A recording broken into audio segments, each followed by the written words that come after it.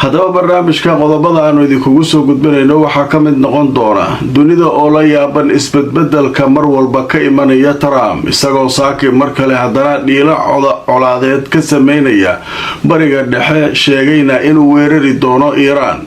warbaahinta Mareykanka goordhow warar ay ka soo qoreen Trump ayaynu barnaamijka ku faahfaahinaynaa. Turkiga oo si cad isaguna u diiday ugana hor yimid in la weeraro Iran. haddaba xaaladihii ugu dambeeyay xaaladda Iran iyo weerarkeeda ayaynu barnaamijka ku faaqidaynaa. Israa'iil oo weli heegankeedii ku jirta cabsidana weli way taagan tahay. haddaba wararkii ugu dambeeyay oo aan soo aruuriyay sheekada Iran ayaynu barnaamijka ku faahfaahin doonaa. waxaa sidoo kale barnaamijkan idinkugu hayaa wiil uu dhalay shahiidkii afhayeenkii kooxda Xamaas Abu Ubayda wiilkiisa oo fariin la yaab leh soo dhigay Instagram kaasoo si weyn ay uga falcelinayaan dadka Carabta iyo muslimiinta caalamka. haddaba muxuu sheegay wiilka Abu Ubayda? warbixin baan idinkaga hayaa. qaybaha dambena waxaan idinkugu soo gudbin doonaa ninkii ka shaqaynayay kooxda gooni u goosadka koonfurta Yemen Aydruus Az-Zubaydi ee Imaaraadka taageerada ka helayay ayaa markii ugu horeysay tan iyo markii uu Sacuudiga oo raadinaya ka baxsaday soo hadlay isagoo shacabka Yemen gaar ahaan reer koonfureedka fariin u soo diray. haddaba wararkaas ayaynu barnaamijkeena ugu horeeya maanta oo Khamiisa ku faahfaahinaynaa. inta aan ku jirno warar cusub hadday soo kordhaanna waan idinla socodsiinaya. kulanti wanaagsan mar kale asxaabay meel kastoo aad naga daawanaysaan kusoo dhawaada barnaamijkeenii ugu horeeyay saakay oo ah subaxnimo Khamiisa. haddaba barnaamijka waxaynu ku bilaabaynaa xaaladda dalka Yemen halka ay wax kala marayaan. warbaahinta caalamka oo la yaaban kala hadalka iyo isbedbedelka Trump. xalay waxaa noogu dambeysay isagoo leh xaaladdu way degi doontaa sidii aan rabay baa laga yeelay Iran oo dadkii la dilayay waa la joojiyay. saakay haddana warbaahinta Mareykanka war kale kasoo tabinayaan la leeyahay ninku waxa uu sheegay waxba kama jiraan ee wuxuu qorsheynayaa weerarka Iran. halkii la weerari lahaa iyo meeshii la weerari lahaa ayuu ka fakarayaa. go-aanka ugu dambeeyana saacadaha soo socda ayuu bixin doonaa. sheeko wareersan dunidii dhan uu qasay ninkan odagan Trump la leeyahay si uu wareersan yahay ayuu caalamka dhan u wareeriyay.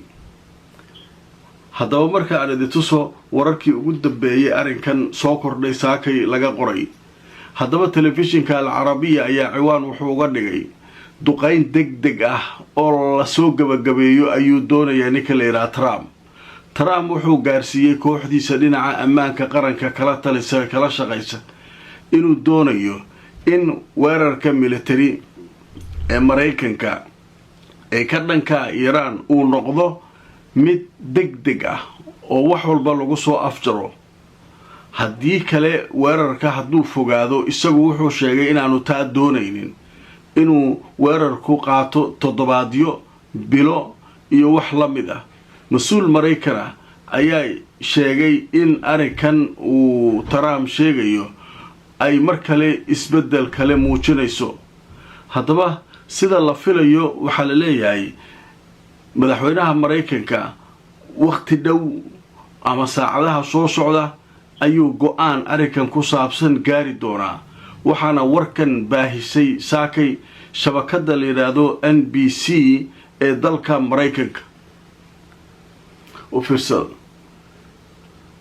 New York Times iyo xalay wuxuu ku yiri hawshu iska okay. NBC maxay leedahay saakay saasuu u leeyahay ninki waliba saacadaha soo socdo go-aan gaari doonaa. waxa la yaab kale waxa waaye wuxuu ku yiri kooxdiisa ma rabo dagaal daba dheeraada toddobaadyo iyo bilo iyo qaata ma rabo.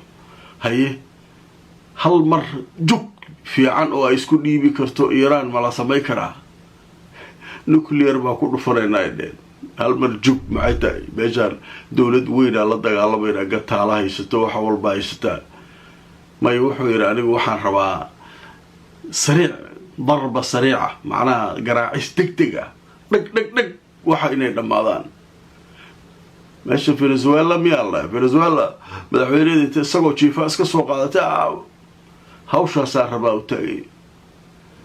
waxaan diidayaa gobolka saaxiibo badan baan ku leeyahay carabtii waa qaylinaysaa waddamadii waa qaylinayaan israa'iil khatari gelaysaa marka wax daba dheeraada ma rabo toddobaadyo iyo bilo iyo qaata nimankaan hal mar jugta culus jag ha lagu siiyo gacmaha taataageen odag marka oday mixnaa waa iiraan laakiin mar hore sheegtay anna waa ii sheegay iiraan waxay tiri ninkan cid aaminaysaa bini aadana ma jirto ma ku soo weerarayo iyo adigay ku taalaay dheheen annaga mar walba xisaabtaa noogu jirtaa soo socay dheheen ma idin weeraraayay beentaas intay iska dhaaftid na soo aad annaguna jawaabaa bixinaynaa waayahay warkaasu marka saakay ayuu cusub yahay alcarabiya waxay kasoo xiganaysaa MBC janalka la leeyahay ee maraykanka ayaa warkaasii daayay turkiga isaguna saakay hadlay wasiirkiisii arrimaha dibadda Trump waxa uu wado wax la aqbali kara maahan in la weeraro Iiraan haddeer sax ma la weerari karo arkaa marka waa ka digaynaa annaga saaxiibka Trump haddii aan nahay bariga dhexe naata ku jira Iiraan daris la ah annagu arkaa waa ka soo horjeednaa si cad waa tii xalay Faransiiskuna usaas la khaliijkiina ay hasadaa yiraahdeen waa la xusuusiyay waliba annagoo naata ku jirna Iiraanna daris la ah marxaladda hadda la joogo in Iiraan weerar lagu qaado raalli kama nihinade odaga marka meel kasta waa looga keenay maarta turkiga laftirkiisa culaysaa haysta Iiraan waxay tiri aniga haddii jugta laga geliyo anna meel kasta uu Maraykan joogo nagta ka saaraa Turkiga ogow saldhigaan hadhow maxaa u soo weerartay aniga Istanbul iyo Ankara iyo dhulka uma socdo saldhigan Anjali leeyahay Maraykanka fadhiyo ee nuclearka u yaalaan nagta ka saara khaliijka maxadeena ogaada arikaas aniga haddii la soo weeraro meel kasta oo odagaan joogo nagta ka saara gobolkii oo dhan markaa saasaa heegan loogu jiraa haddaba markaan idin tusoo wararkii ugu dambeeyay Turkida ay soo saareen alcarabiya ayaa mar kale waxay qoraysaa waxay leedahay iyadoo hanjabaadaha Maraykanka ay soo tarayaan madaxweynaha Maraykanka Donald Trumpna uu qaadanayo sida muuqata khiyaarka militariga ee Iiraan ka dhanka ah ayaa Turkigu waxay ku baaqayaan in xal degdeg ah oo wada hadal lagu dhameeyo arrintan wasiirka arrimaha dibadda ee Turkiga Hakan Fidan ayaa suxufiyiinta u sheegay Istanbul isagoo ku sugan maanta oo Khamiis ah in wadankiisu uu arkayo waxyaabaha ka dhalan kara haddii awood loo isticmaalo Iiraan sida ay ku warantay wakaaladda wararka ee Reuters goordhow ruuxaan laga joogay adduunkii oo dhan wuxuu leeyahay waxaan ka joog odaga mar waa seexina mar waa soo kaca mar waa habeenkii markuu seexdo subaxii uu soo toosaa wixii xalay uu ku seexdo waxaan ahayn uu iska sheegaa marka hadda xaaladii Iiraan halkaasay hadda horta taagantay laakiin dadka wax falanqaynaya waxay leeyihiin si wax loo faaqidaba lama yaqaan ninkan maanta wuxuu ku hadlo bari wax kale ku hadlaa galabta wuxuu ku hadlaa caawa wax kale ku hadlaa waa nin noocaasa oo qalinka amarka isaga iska haysta marka ninka miyaa la dhihi karaa weerarkii uu dhamaaday may lama dhihi karo saacadu rabu saxiixa amar siina ciidanka ninkan waa waalayahay waa fiyoyahay ma jirto amar hadduu bixiyo waa madaxweyne waa la galaa hawsha ha lagu guulaysto ama ha lagu qasaaro ma fahmaysaa saas waa marka xaaladiisu ninka hawshaas halkaasay baraysa waayahay arrinta Iiraan marka halkaasaan kaga gudbaynaa wararkaas ayaa soo kornay tan iyo intaynu kala maqnay haddaba sheeko cajiiba marka soo baxday baraha bulshada carabtii oo dhan iyo dowladaha islaamka waxaa haysta fariin uu soo qoray wiil uu dhalay Abu Ubayda saa ogtihiin Abu Ubayda iyo qoyskiisa hal mar la isla dilay way shahiideen asaga iyo xaaskiisa laba gabdhood iyo wiilkan kaliya ka badbaaday oo banaanka ku maqnaa sida la leeyahay xilliga markaa wax dhacayeen ninka marka qoyskiisa dhanaa shahiiday moogta kaligiisa ka badbaaday markaasuu imtixaankii dugsiga sare wuxuu keenaa la yidhi 94%. waa la yaabay nin murugada intaa leeg ay ku dhacday oo murugaysan habeenii maalin ooynaya dhibaato qalbiga ka murugoonayo aabihiis hooyadiis walaalihiis la laayay oo haddana hawshaa dadaalka uu sameeyey ku guulays. haddaba marka aan idin tuso wararkii ugu dambeeyay ee sheekada laga qoray telefishinka Al Jazeera ayaa waxa uu ciwaan uga dhigay guusha uu gaaray wiilkii ninkii maaskaraatiga watay waxaa loo yaqaanaa Abu Ubayda oo dugsiga sare uu ku dhameeyay inkastoo qoyskiisu ay shahiideen.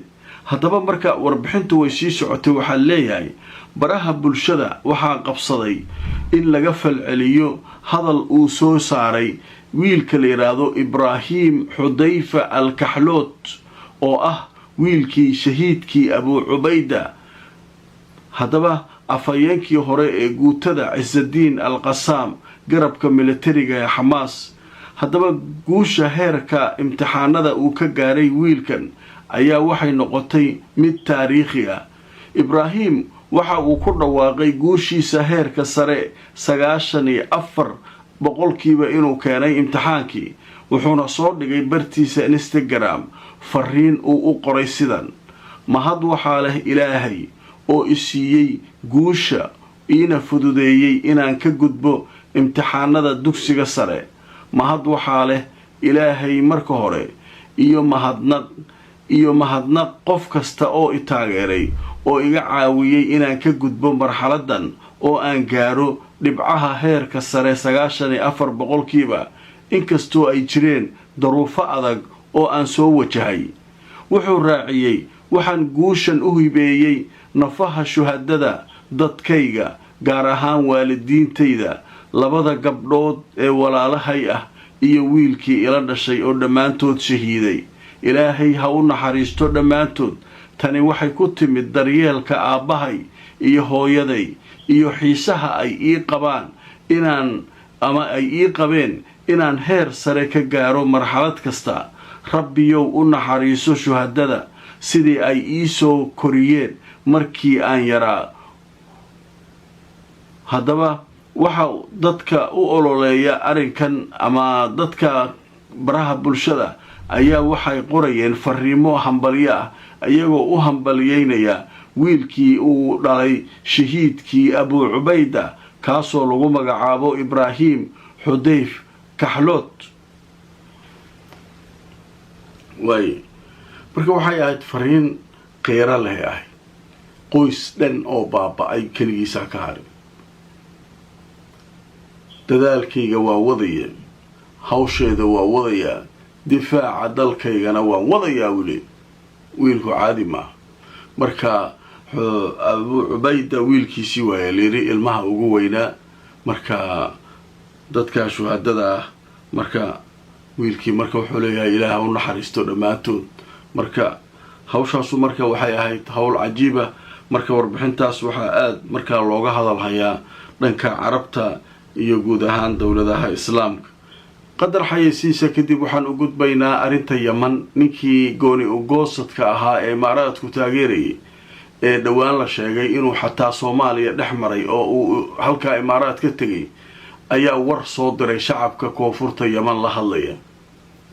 warkaasoo si weyn uga sii xanaajiyay Sacuudiga. ma Abu Dhabi uga daba tegi doonaa Sacuudiga caadi baa.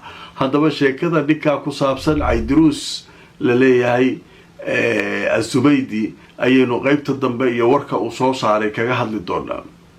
kulanti wanaagsan asxaabay, meel kastoo aad naga daawanaysaan kusoo dhawaada barnaamijkeenii ugu horreeyay. maanta waa khamiis, qaybihii ugu dambeeyay barnaamijka aynu maraynaa. qaybtan waxaynu kaga hadlaynaa ninkii madaxda u ahaa kooxdii gooni ugoosadka ee koonfurta dalka Yaman, Caydiruus, oo Sacuudigu ay baadigoob ugu jireen isagoo baxsaday Soomaaliya dhex maray kadibna Abu Dhabi tagay, ayaa hadda la soo hadlay shacabka koonfurta Yaman. haddaba marka aan idin tuso ninkan muxuu sheegay.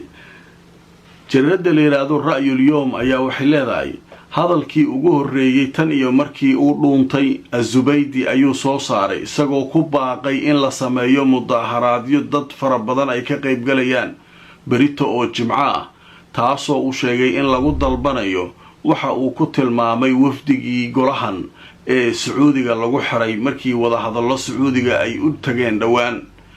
haddaba hogaamiyaha kooxda gooni ugoosadka koonfurta dalka yeman Caydiruus Az-Zubaydi oo taageero buuxda ka helaya imaaraadka ayaa khamiista maanta ah waxa uu soo saaray tan iyo markii la waayay isaga in markaa dadka reer koonfureedka uu ugu baaqayo jimcaha berito casirka kadib in magaalada Cadan ay isugu soo baxaan iyagoo markaa dalbanaya in la sii daayo wafdigii golaha STC ee dhowaan sacuudigu ay wada hadallada ugu qaadeen Riyaad. ninkan marka wuxuu leeyahay kooxdii isaga kooxdiisa ka tirsaneed ee sacuudiga la geeyay si ay wada hadallo halkaa ugu tagaan waa xiran yihiin uu leeyahay. itisaal ma jiro, wax la xiriiri kara male kooxdaas. 50 qof oo sacuudigu ka qaaday wada hadal iyo arrinta koonfurta lagu soo dhameynaa uu yiri uu sacuudiga Riyaad geeyay ayuu wuxuu leeyahay nimankii waa xiran yihiin. marka reer koonfureedow isku soo bax Cadan isku soo bax marka waxaa samaysaan mudaaharaad casirka kadib markii casirka la dukado mudaaharaad soo baxday duur lama soo bixi karo meesha qoraxdu ay kula shay marka soo baxdaan dalbada dadkaas waa xiran yihiin in la sii daayo leey. arrinka waxa leeyahay sacuudiga waa ka xaraaqay dad wada hadal meesha loo geeyay ninka inuu ka hadlo waliba imaaraadka inuu joogo sacuudiga ay og yihiin waxa leeyahay arrintan khatar kale keenaysa. waxaa laga yaabaa sacuudigu mararka qaar waa caadi baa inuu imaaraadka ku daa laga yaabaa nagta ka saaro sheekada markaas waa la leesaa sheeko wala adduunka ka socota ninkii marka maanta soo hadlaa sidii loo weysnaa. haddaba marka waa arki doonaa wixii warara ee soo kordha barnaamijkaygii ugu horeeyay asxaabay inta ayaynu ku joojinaynaa. ku xirnaada mar walba barnaamijyadayda xaqiiqada ku salaysan inagoo mar walba idin la wadaagna macluumaadka iyo wararka aynu soo gudbinayno halka ay ka yimaadaan. nabadgelyo.